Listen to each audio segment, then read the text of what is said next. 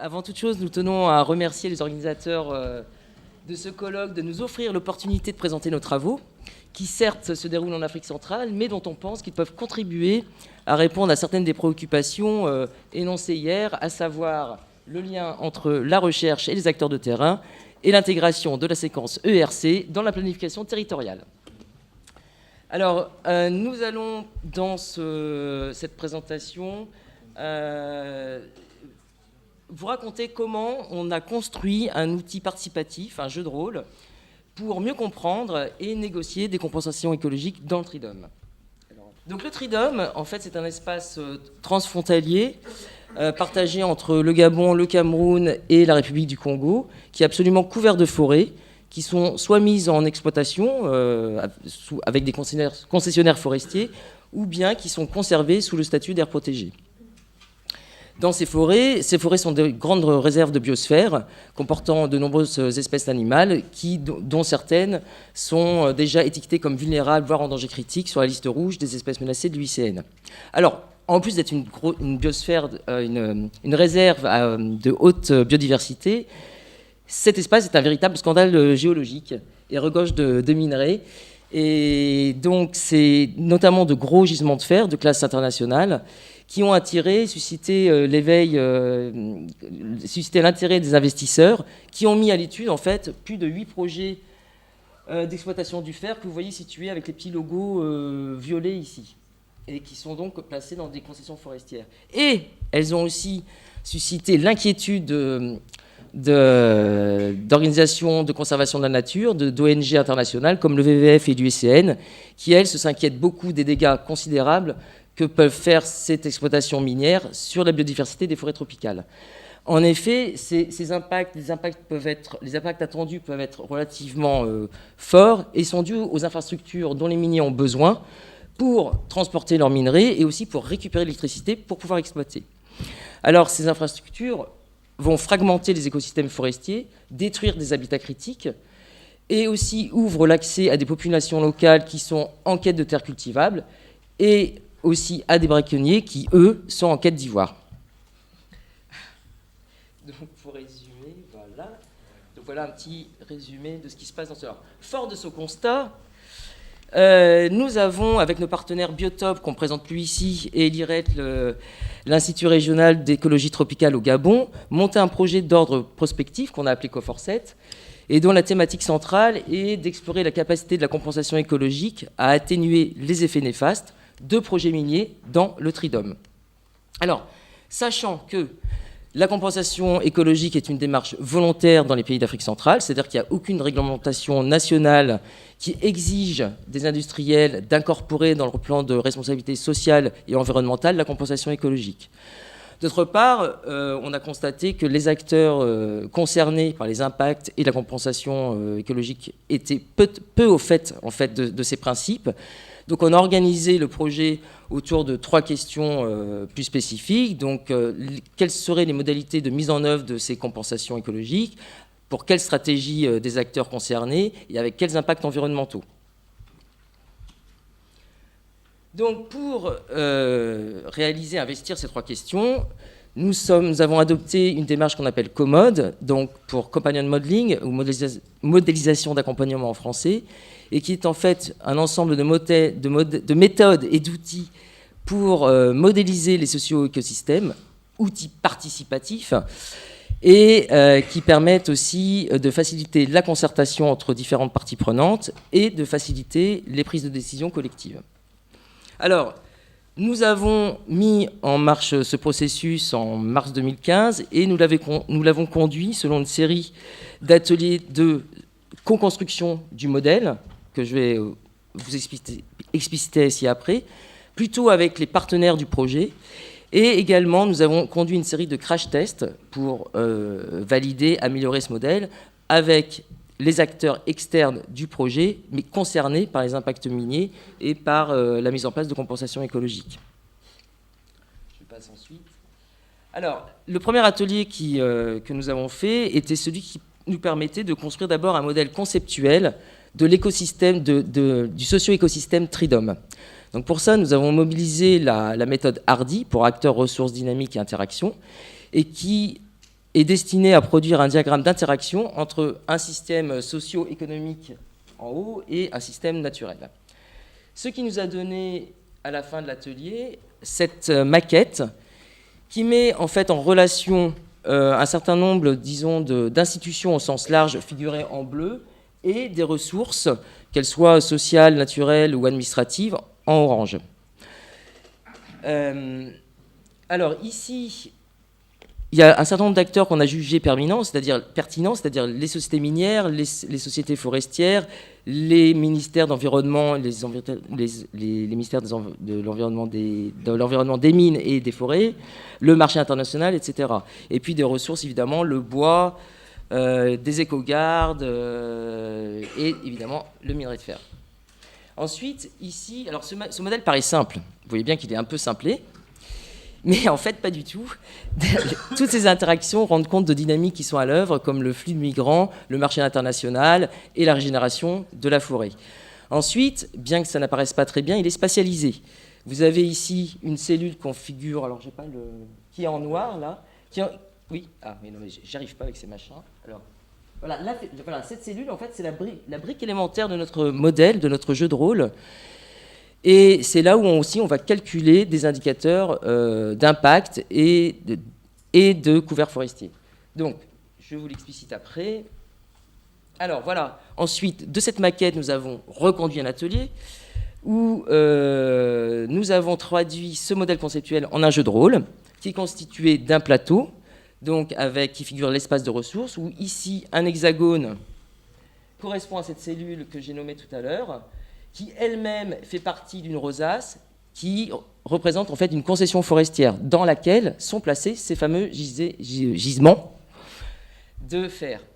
Ensuite, on a doté aussi le modèle de règles, c'est-à-dire des actions que peuvent effectuer les joueurs, que Juliette va décrire un petit peu après, avec leurs impacts sur l'environnement. Et puis, on s'est aussi doté d'un diagramme de transition d'état de la forêt.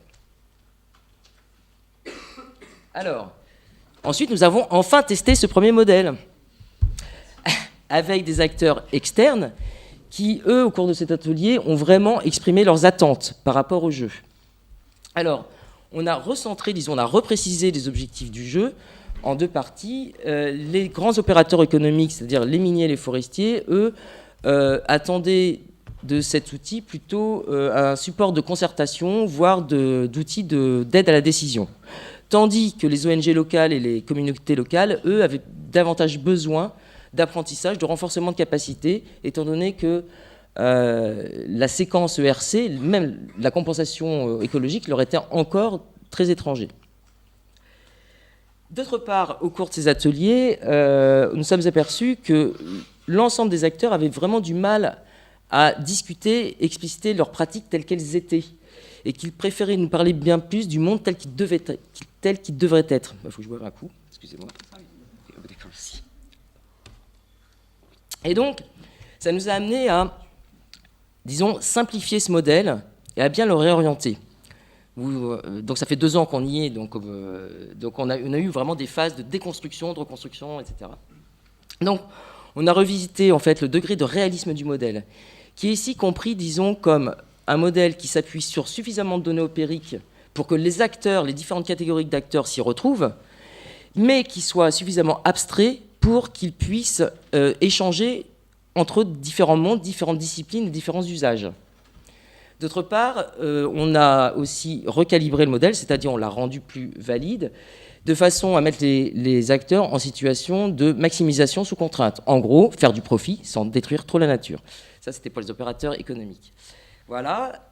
Et donc, au cours de ce processus, on a, dans un dernier atelier à Lambaréné, enfin joué ce jeu avec les acteurs qui devraient être intéressés par cet outil, à savoir des miniers et des forestiers. Et je vais laisser Juliette vous expliquer ce qu'on a réellement fait et les résultats qu'on a obtenus. Merci Hélène. Donc effectivement, à ce dernier atelier à Lambaréné, donc au Gabon, qui s'est tenu au début du mois, on a finalement réussi à avoir un jeu qui tournait. Donc là, c'est le jeu tel que vous pouvez le voir ici. Donc où on a une ressource qui est spatialisée. Les couleurs la couleur représente le niveau du couvert forestier. Alors, l'information telle que les joueurs l'ont, c'est que ce couvert forestier peut avoir 3 couleurs. Vert foncé pour un couvert forestier quasiment intact, vert clair pour dégradé et jaune pour carrément anthropisé. En réalité, ce couvert forestier, ce gradient qui va de 0 à 10, mais ça c'est une information que nous on a.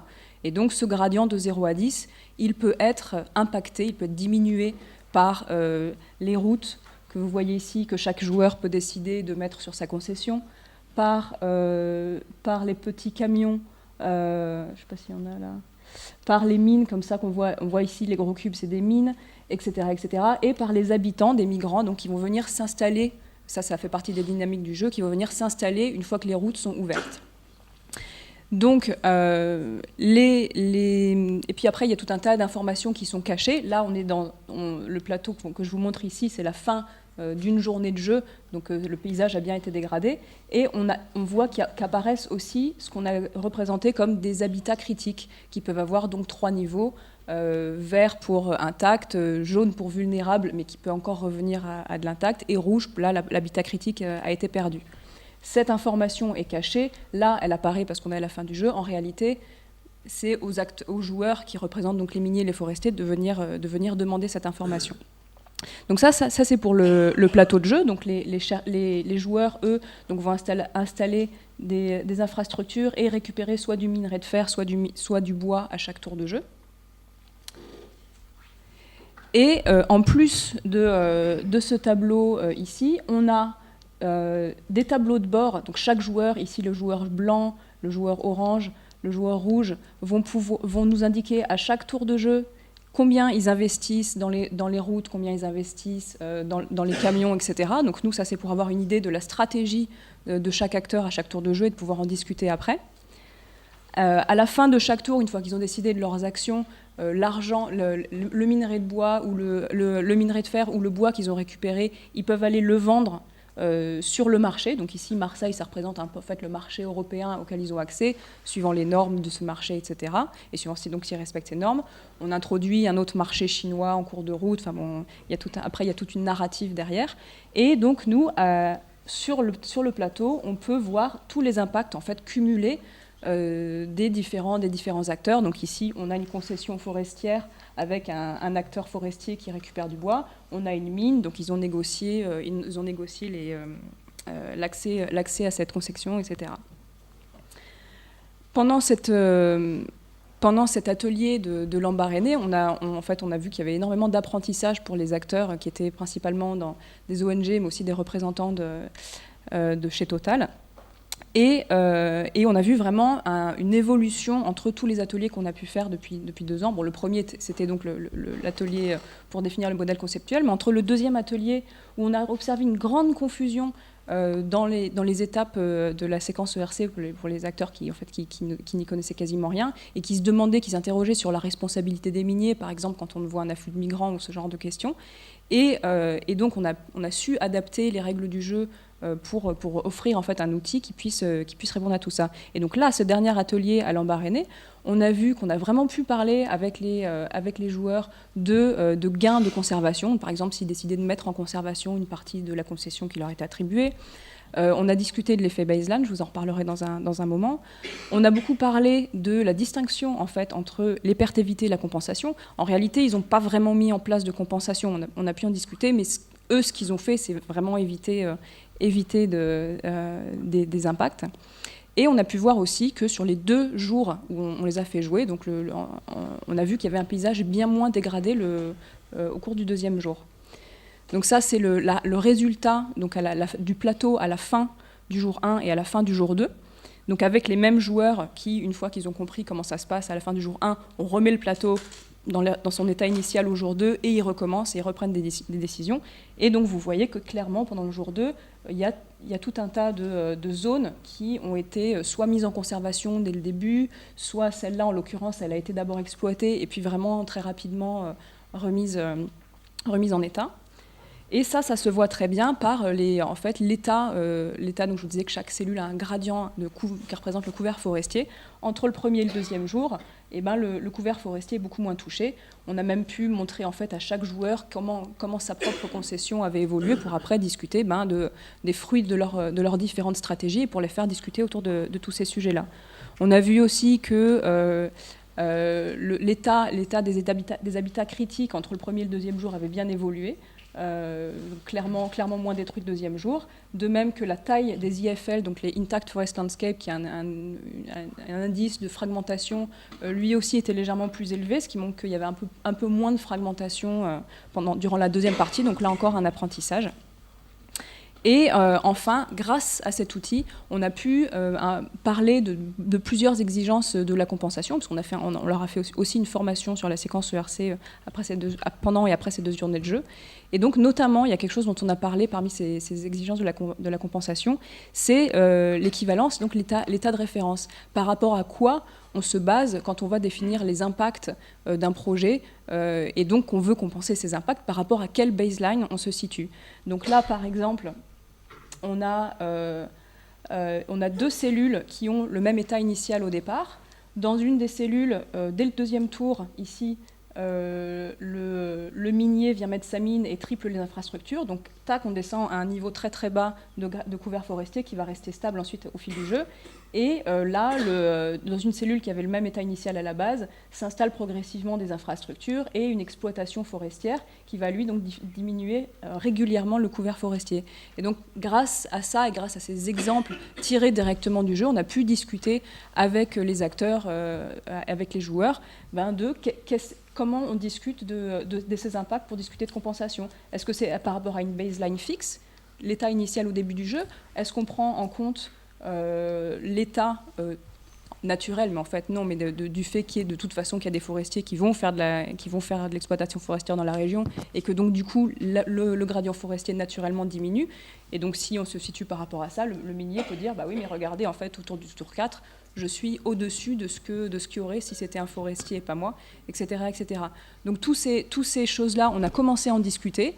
On espère qu'on va pouvoir faire encore plusieurs ateliers, adapter cet outil-là, pourquoi pas à d'autres régions tropicales, mais pourquoi pas aussi en France et en Europe, et pousser plus loin toutes ces discussions sur la séquence ERC. Merci.